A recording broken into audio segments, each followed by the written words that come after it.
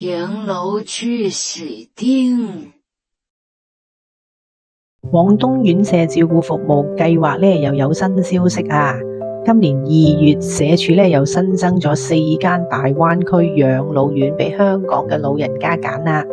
而家一共有15間嘅灣區養老院就納入呢個計劃裏面。今日就係2025年嘅3月9號，我哋就去其中一間位於深圳光明區嘅光明社會福利院參觀一下先。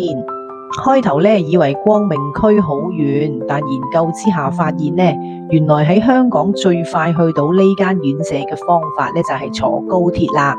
如果喺西九龍站出發，用95蚊嘅港幣同埋大概30分鐘嘅車程就去到光明城站嘅。落咗車之後再搭10蚊人仔嘅滴滴，大概10分鐘就會去到福利社嘅門口啦。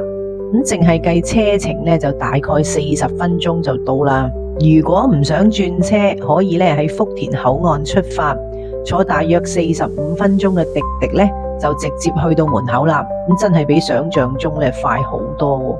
光明社會福利院一共有377個床位，佢哋預留咗100個床位係俾社署廣東院舍照顧服務計劃嘅長者申請嘅。咁而家係暫時都未有香港嘅長者入住噶。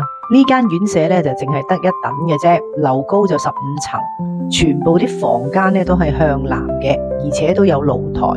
社署嘅標準就係2人房嚟嘅，大門就有24小時保安，同埋有保安喺監控房嗰度值班，咁出入都有人把關，都相當安全嘅。大門接待處都相當闊落，感覺好舒服。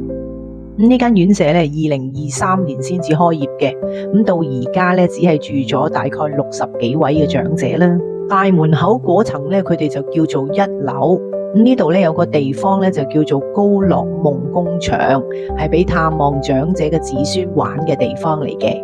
除咗社署100個床位之外其餘277個床位都係對外開放嘅，可以俾光明區嘅市民同其他國內有需要嘅人申請入住。再入就係餐廳啦，呢個餐廳係俾院舍自理又或者行動自如嘅長者用餐嘅。早午晚餐同下午茶都可以喺呢度食。除咗餐廳，呢度仲有高樂學院，長者可以喺度做活動，例如寫書法、做手工等等。只要有活動咁自理嘅長者都係可以自由參加嘅。2樓就係生活配套區，有棋牌室啦、電影院。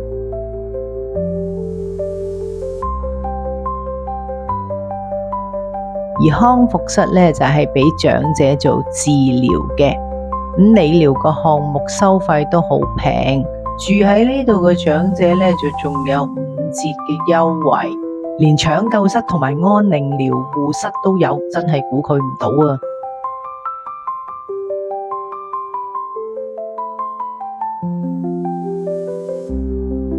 ！3至5樓就係護理嘅樓層，俾需要護理嘅長者入住嘅。呢度就係5樓啦。呢一層係留返俾社署嘅。公共空間除咗有護士站之外仲有飯堂，係俾嗰啲行動唔方便嘅長者可以喺度用餐，就唔使落到去1樓先至可以食飯。全部房間都係社署標準嘅2人房。好啦，等我哋入去睇下先，都裝修得相當美觀喎。衣櫃都夠大，床與床之間都用櫃同擋板分隔開。房間都係向南嘅，全部都有露台，望出去就係光明新城公園啦，景觀都好開揚喎。據職員講房間原本就係3人房嚟嘅，後來就改咗做2人房，人均嘅空間就大咗啲。長者亦都會住得舒服啲。喺天花板仲各自有獨立嘅風扇添。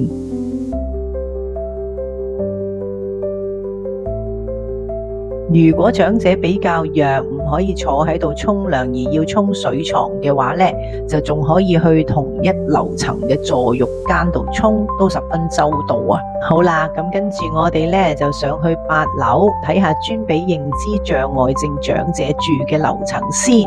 呢度嘅設計呢係迴廊式嚟嘅，咁長者呢係可以喺度氹氹轉咁遊走而唔會走失噶噃。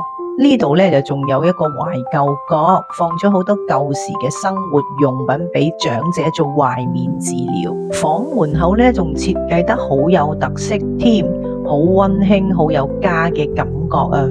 房間格局都大同小異，但係用色呢就比較特別啦。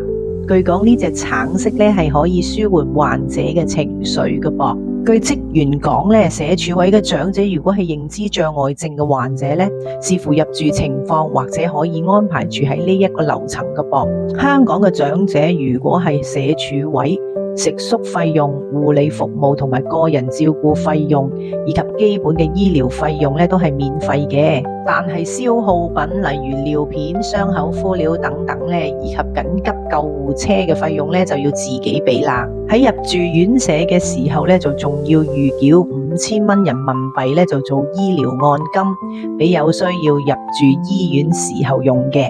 如果住院期間係冇動用到醫療嘅按金，退院嘅時候呢可以唔計利息就退還俾你。同一個樓層呢就仲有感官治療室，係俾長者做訓練，用光去刺激佢哋啲視覺感官嘅。講真啦，要俾長者一個人入住灣區嘅院舍呢都係一個大嘅決定嚟。如果家人唔放心長者一個人自己搬上嚟大灣區光明呢度呢，係可以考慮用旅居嘅方式入住呢度嘅12樓陪佢嘅噃。咁就好似呢酒店咁啦，最少住1晚都得，每晚呢大約呢100零蚊人仔，仲包早餐同埋1次嘅理療服務添。到時長者就住護理嘅樓層，家人呢就住喺旅居嘅樓層，都係一個唔錯嘅體驗同埋安排啊！等長者適應咗呢度嘅生活，家人呢就可以安心返香港繼續生活啦。除咗旅居之外，仲可以考慮入住呢度嘅私家位嘅，不過呢價錢就比較高端啦。單人房淨係房費呢就要人民幣8100蚊，自理長者呢都要俾人民幣1360蚊嘅護理費，仲有1500蚊嘅餐費同埋800蚊嘅管理費添，加埋一個月都要俾成11760蚊人民幣㗎。雙人房嘅房費呢就要人民幣8460蚊，不過攤分開嚟呢，每人嘅費用會低好多，因為佢哋都係依每間房嘅價錢呢去計每張床嘅床位費嘅。呢度呢有幾個樓層呢會有空中嘅花園，俾長者可以有戶外活動嘅機會，同其他嘅院友聯誼下咁啦，都相當寫意㗎。最後呢，我哋去參觀一下13樓嘅 VIP 樓層。咁呢度呢淨係開放俾呢個樓層嘅住客嘅啫，咁其他住客呢係上唔到嚟㗎。呢度呢就淨係得9間房，面積同其他嘅樓層都一樣，但係住客就少好多啦。咁變相呢，人均嘅面積呢就大好多。呢層呢有茶室，仲有1房1廳嘅戶型，裏面呢就有智能嘅管家，可以幫你開關房燈同埋窗簾啊咁啦。今次親身體驗過之後呢，發覺呢間院舍真係做到深圳1小時生活圈，未嘗都唔係港人灣區養老嘅新選擇喎。私家位價錢呢雖然都唔平啊，但係性價比相對較香港嘅老人院高。如果夠資格入住社署位呢，對長者嚟講真係一個好好嘅福利啊！等我詳細咁講下呢間養老院社署位嘅服務係包咗啲乜嘢啦。咁呢就包咗2人房嘅住宿費用、護理同埋個人照顧服務啦，仲有3餐嘅膳食同埋小食。每星期2次嘅復康治療運動同埋療程，每年1次由院舍安排嘅醫生提供健康檢查，一般嘅診治同埋每月人民幣100蚊上限嘅處方藥物。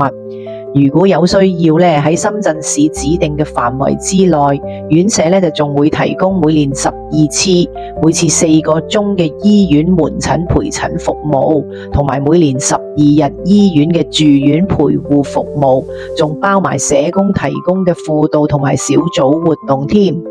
我哋走嘅時候咧，就試咗由院舍行路去最近嘅鳳凰城地鐵站，一路綠樹林蔭，條路都好靚同易行。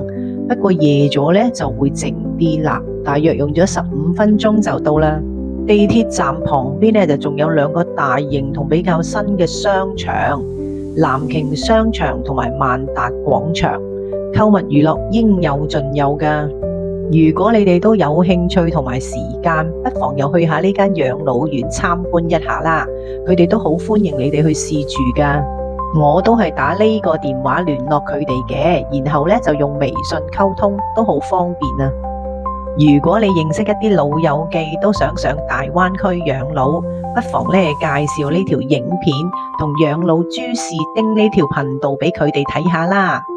鍾意就訂閱、讚好同埋撳埋個鐘仔，後會有期啊！